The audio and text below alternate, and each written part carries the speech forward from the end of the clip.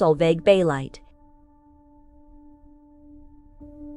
The salt spray was predictable, the rhythm of the waves against the hull of the sea foam, a constant companion.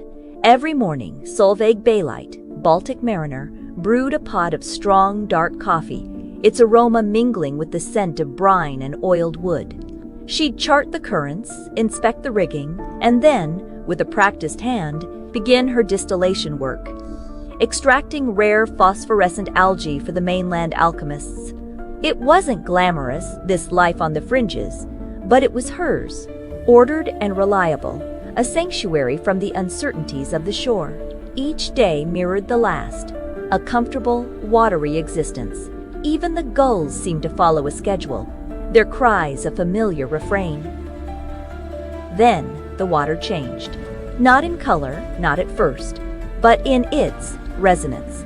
Solveig noticed it during a routine algae harvest. The usual gentle pull of the nets felt resistant, as if something unseen was clinging to them. The algae itself seemed dimmer, its bioluminescence muted. It was a small thing, easily dismissed as a shift in the current or a change in the water temperature. But Solveig, a mariner for 20 years, knew the sea's moods, and this felt different. An unsettling dissonance had crept into the rhythm of her world. Solveig began meticulous observations. She logged water temperatures, salinity levels, and the intensity of the algae's glow with an almost obsessive detail. She consulted ancient mariners' charts, searching for historical anomalies. She tested the water for unusual minerals, for pollutants, for anything that might explain the change. Her cabin, usually neat and organized, became cluttered with instruments and notebooks, illuminated by the flickering lamplight. She questioned other sailors passing through, but none had noticed anything amiss. It felt as if she alone was experiencing this subtle, creeping wrongness. Old Man Hemlock, a retired cartographer who occasionally traded with Solveig, offered a plausible explanation. A deep-sea vent, recently activated, was altering the water chemistry. He spoke of underwater volcanoes and shifting tectonic plates, of natural forces beyond human comprehension. It made sense, a logical explanation that relieved Solveig's growing unease. She accepted it readily, ordering new filtration systems based on Hemlock's advice, convinced she had solved the mystery. The altered water was simply a consequence of the Earth's restless power. But the filtration systems didn't work. The algae continued to dim, and the resistance in the nets grew stronger.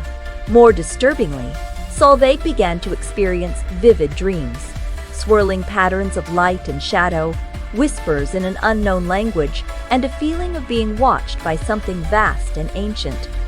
The dreams coincided with periods of intense calm at sea, a stillness that felt unnatural, oppressive. Doubt gnawed at her. Old Man Hemlock was a respected man, but his explanation felt incomplete. Something was being overlooked, something fundamental. The truth surfaced during a night harvest. Lowering her nets into the inky blackness, Solveig felt a jolt, not of resistance, but of awareness. The water around the sea foam began to glow, not with the familiar bioluminescence of the algae, but with an otherworldly, pulsating light. Then she saw them. Enormous, ethereal creatures, resembling jellyfish but larger than any ship, drifting silently beneath the waves. They weren't altering the water chemistry.